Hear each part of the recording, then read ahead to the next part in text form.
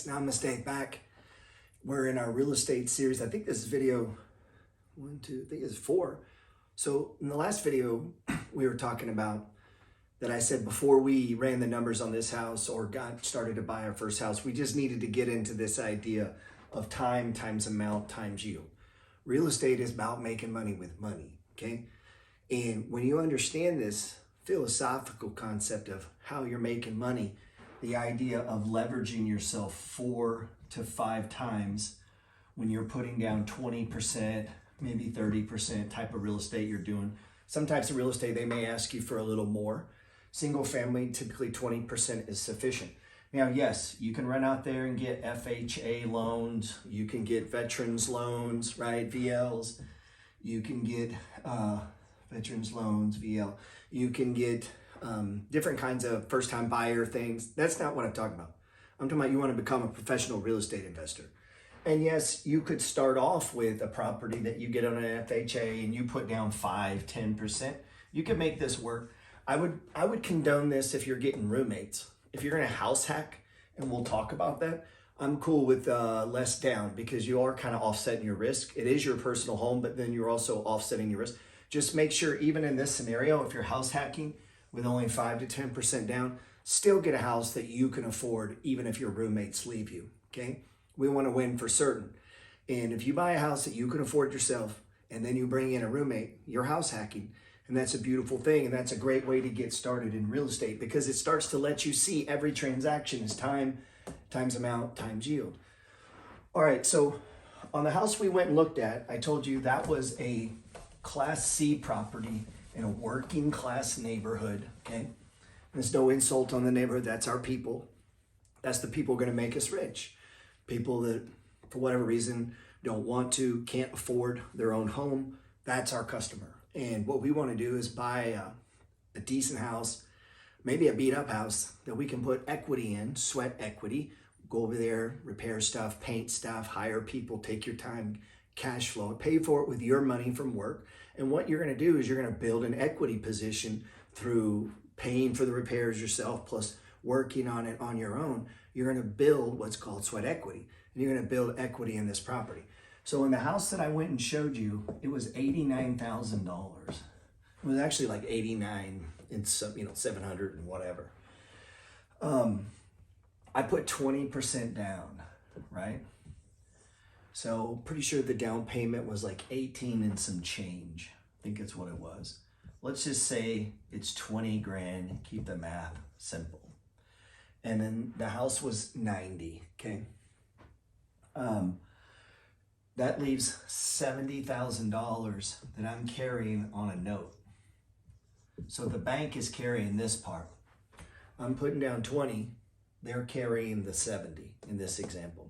Because the house was 89,000, we rounded it up to 9,000. My down payment was 18 and some change, I rounded it up 20, keep the math simple. So we're buying this house, and this is our basic concept. We're putting 20% down. All right, now so you understand, from the moment you put the bid in on that property, they wanted 89,000. So I gave it to them. So basically, we rounded up, I gave them 20 grand. They give me the keys to the property, okay? I'm carrying a note for $70,000. That's over here under mortgage, okay?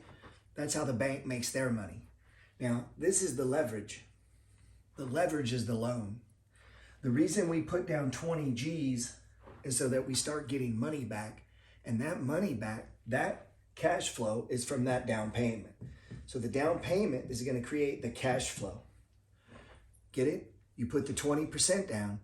That's going to lower the mortgage enough that when you charge rent, the rent is going to exceed the mortgage, the insurance, the taxes, and some ongoing maintenance costs that we probably need to budget or at least set aside or at least be aware of that you're going to have.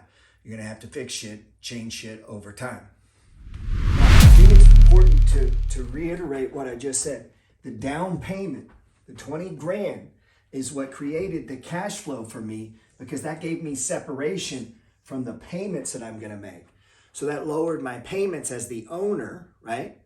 And then I, in turn, put that out to someone else, right? To pay full retail. That's the renter. And my down payment, this 20 G's, is going to start coming back to me in the form of a little drip, or what we call cash flow. The bigger the down payment, the more the cash flow. You don't have a note at all, you get all the cash flow. Okay? Now, there's times, you may want to hold some properties with no debt so that you get more cash flow. But in the beginning, you need to grow. And I would rather see 20,000 in 5 of these deals so that you end up with 5 houses, right? 5 of them, versus 1 house that's paid for.